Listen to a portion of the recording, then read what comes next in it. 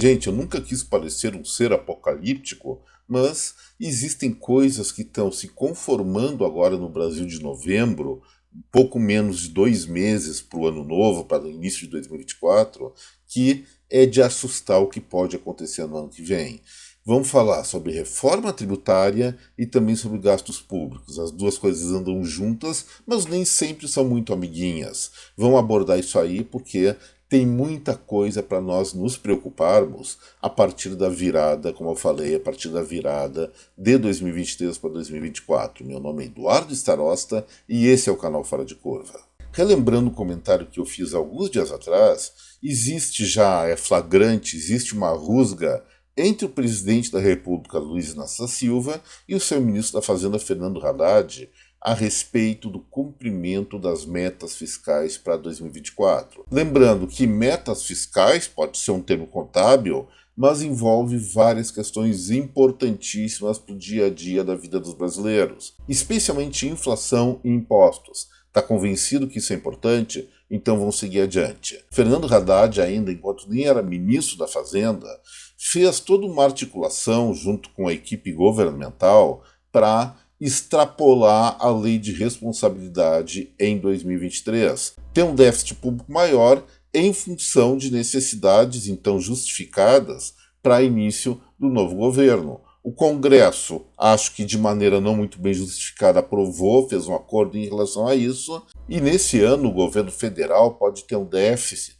um pouquinho superior a 200 bilhões de reais, que é uma coisa absurda, muito comprometedora. Mas nem vamos falar dessas cifras nesse momento. A questão é a seguinte: a condição para que houvesse tal permissividade seria que, em 2024, as contas federais chegassem no 0 a 0. Por quê? A se manter um déficit, especialmente primário, como falam, que é aquela despesa maior que a receita, não contando nem o pagamento de juros da dívida. Então, se houvesse um déficit primário continuado, isso acabaria gerando grandes riscos ou elevação inflacionária no Brasil, que é uma coisa que ninguém quer. Nós tivemos experiências até a década de 90 muito frustrantes, muito traumatizantes, melhor dizendo, com hiperinflação, e isso acaba apenas beneficiando aquelas pessoas que sabem lidar com dinheiro no curtíssimo prazo, mas realmente quem ganha o dinheiro da subsistência, um salário até um pouquinho melhor, acaba vendo essa graninha toda se desfazer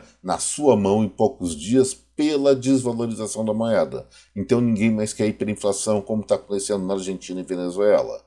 Problema é o seguinte: para não ter hiperinflação, temos que seguir algumas regras. A principal delas é o Estado não emitir dinheiro, não fabricar dinheiro. Então, quando houve o acordo para déficit zero em 2024, a situação ficava um pouco mais tranquila. Se bem que eu e muitos outros economistas, outras pessoas que acompanham a execução das contas nacionais, não acreditávamos muito na meta ambiciosa do atual ministro Fernando Haddad da Fazenda em aumentar de maneira tão elevada a arrecadação. A minha previsão, inclusive se viu acertada, era reduzir a coleta de impostos pela desaceleração já prevista da atividade econômica, e é isso que está acontecendo. A questão é a seguinte: tudo bem, foi uma projeção equivocada de Fernando Haddad, mas ele está, pelo menos até esse momento, mantendo a sua honradez, mantendo os tratos, no sentido de querer déficit zero,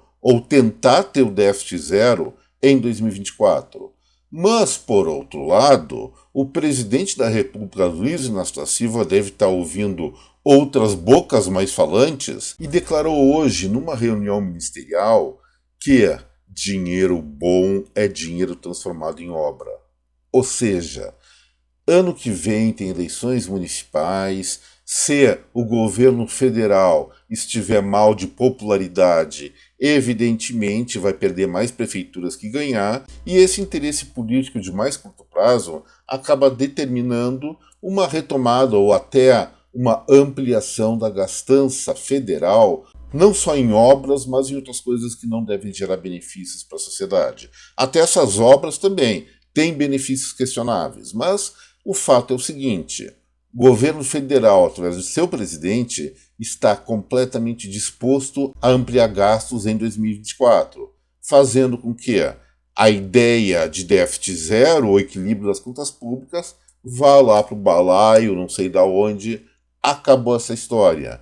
Então, pessoal, mesmo que no início do ano, por força de uma aceleração de obras ou programa de aceleração do crescimento, nós tenhamos mais empregos na construção civil, tenha mais licitações públicas, mais concursos para provimento de vagas temporárias ou permanentes também do setor público, o fato é o seguinte: essa gastança que vai ocorrer no primeiro semestre, ou pelo menos até as vésperas das eleições municipais, vai voltar de uma maneira muito cara para cada um de nós. Déficit público, é inflação, é necessidade de maior arrecadação de impostos, e isso também é uma questão crucial que eu não posso deixar de falar e vai começar a afetar o brasileiro. Tudo bem, não vai ser em 2024, mas provavelmente em 2026, 2027, por conta desse imposto novo sobre consumo que vai ser implantado gradativamente. O que acontece? A ideia inicial era um imposto sobre valor agregado, imposto dual, porque tem parte que é federal e a outra parte é municipal e estadual, da ordem de 25%. E o governo federal e os estaduais não querem abrir mão da arrecadação. É uma alta tributária fantástica, gente. O problema é o seguinte: já que eles não querem abrir mão da arrecadação que eles poderiam ter no seu ponto máximo, quando vem um setor econômico e mostra para os congressistas que ele é essencial e tem que pagar uma alíquota mais barata, até podem aprovar, mas, por outro lado, eles vão proporcionalmente aumentando a alíquota geral, que agora já não é projetada nem em 25%, nem 26%, mas 27,5%. E aí vem gente do próprio Ministério da Fazenda, como secretário extraordinário da reforma tributária, o Bernard App, dizer: não, os impostos são elevados, sim, mas vai ser menos do que era antigamente. Dá o exemplo, por exemplo, de um telefone celular. Telefone celular, segundo ele, a gente pagava, sem saber ao adquirir um, em torno de 40% de carga fiscal, e isso aí vai cair para 25%, no máximo 27,5%.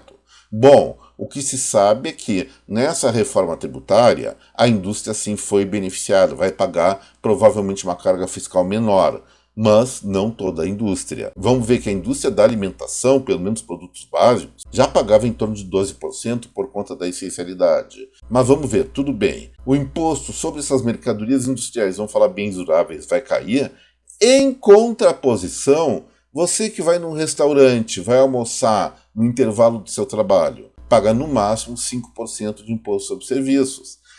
Com a reforma tributária que vai começar a entrar em vigor gradativamente a partir de 2026, sabe quanto você vai pagar? 25%, 5 vezes mais. E em várias outras mercadorias, vários outros serviços.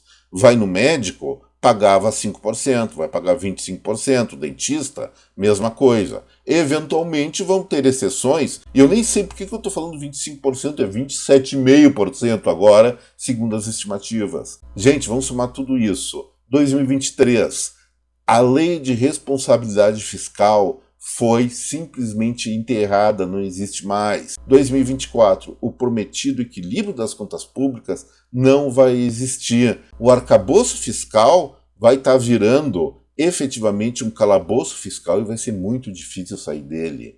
Olha só, repetindo, vai ter desequilíbrio, vai ter déficit primário nas contas públicas, o que o Brasil não deveria ter, e isso vai gerar inflação, vai gerar problema nas relações de troca. Ainda mais com a segunda parte da reforma tributária, que vai tributar mais herança, ganhos financeiros, ganhos sobre patrimônio e a renda.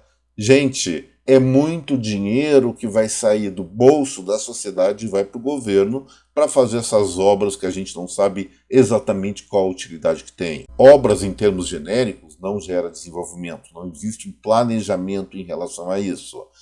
Então, vamos chegar em 2024 realmente com problemas muito sérios a enfrentar pela frente, e vou dizer mais claramente, é muito provável que esse quadro de pressões tributárias, aumento de gastos, aumento de déficit, ou seja, uma irresponsabilidade com as contas nacionais, nos gere, talvez não em 2024, pelo menos no primeiro semestre acredito que não, mas no segundo já é bem possível, um processo muito grave de hiperinflação, de depressão, de crise, e talvez acabem partindo para medidas meio desesperadas, como está acontecendo na Argentina. Proibiram exportação de carne porque não tinha para abastecimento interno. Melhorou o abastecimento interno? Não, só piorou. Combustível é a mesma coisa. Vários outros produtos que passaram a ser controlados por uma questão de desespero em função do avanço da inflação, acabaram em profunda escassez no mercado argentino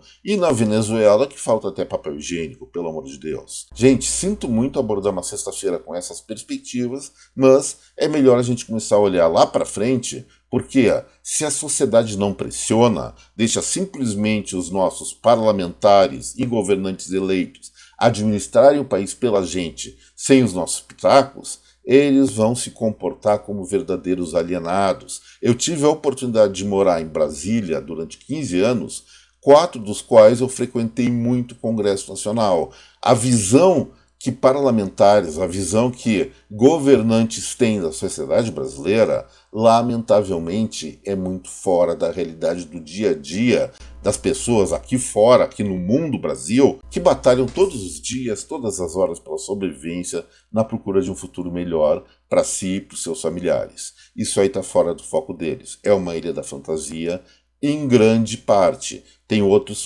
parlamentares, outros políticos, outros governantes mais responsáveis, mas são a exceção. Então, vamos prestar atenção nisso. É melhor que a sociedade civil passe a se organizar de maneira mais eficiente, mais eficaz, fora do eixo dos grandes partidos políticos, para fazer sua voz ser ouvida por esses que nós elegemos, que parece que depois da campanha esquece dos acordos que se fizeram em troca dos votos que receberam. Gente, um excelente final de semana para cada um de vocês. Deixo aqui meu até breve. Tchau, pessoal.